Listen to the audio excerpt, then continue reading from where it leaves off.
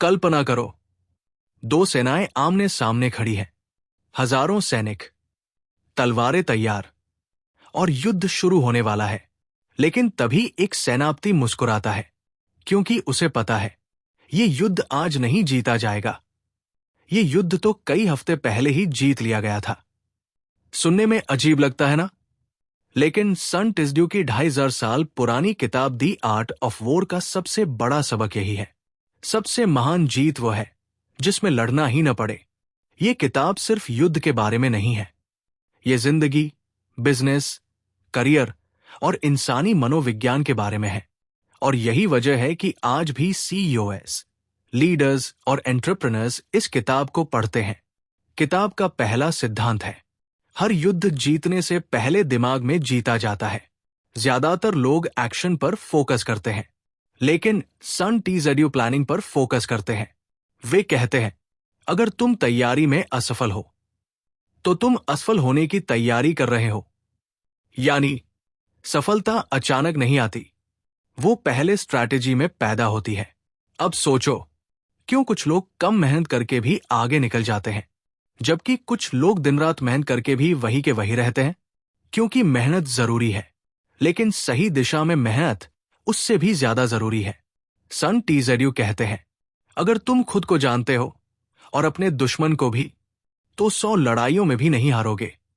आज का दुश्मन कोई सेना नहीं है, वो तुम्हारी आलस हो सकती है, तुम्हारा डर हो सकता है, तुम्हारी टालमटोल की आदत हो सकती है। जब तक तुम अपनी कमजोरियों को नहीं समझोगे, तब तक उन्हें हरा नहीं पाओगे। अब किताब का एक बहुत दिलचस्प विचार आता है, अपनी ताकत वही लगाओ जहां उसका सबसे ज्यादा असर हो। ज्यादातर लोग अपनी ऊर्जा छोटी छोटी लड़ाइयों में बर्बाद कर देते हैं। आर्ग्यूमेंट्स, डिस्ट्रैक्शंस, नेगेटिव पीपल, और फिर जब असली मौका आता है तो उनके पास ऊर्जा ही नहीं बचती।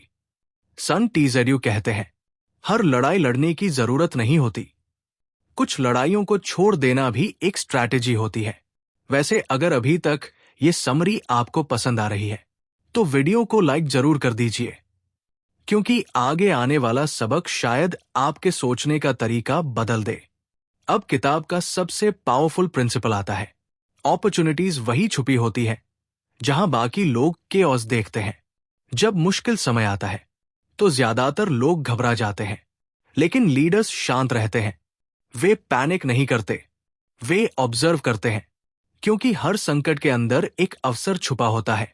यही वजह है कि कुछ लोग मुश्किल समय में टूट जाते हैं और कुछ लोग उसी समय अपनी सबसे बड़ी सफलता हासिल करते हैं।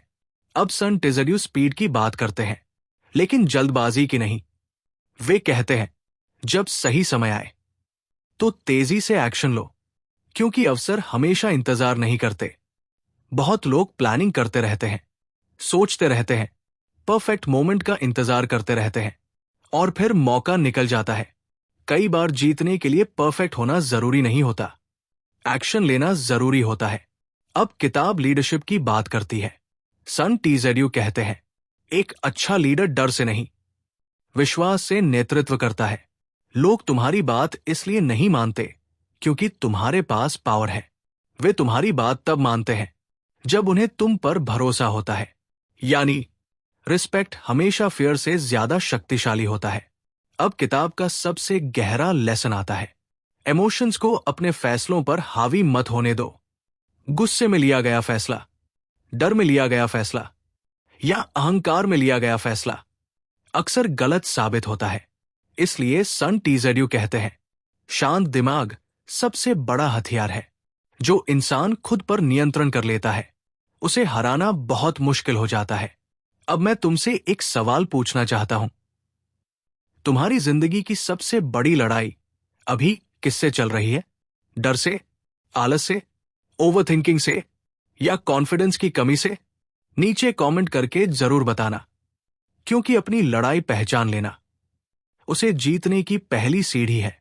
और आखिर में दी आर्ट ऑफ वॉर का सबसे बड़ा संदेश ये नहीं है कि दूसरों को कैसे हराया जाए, बल्कि यह है कि खुद पर कैसे जीत हासिल की जाए।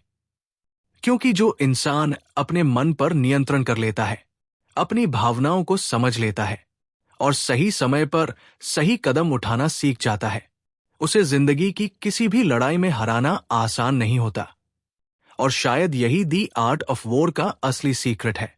महान योद्धा वो नहीं जो हर युद्ध लड़ता है, महान योद्धा वो है जो सही युद्ध चुनता है।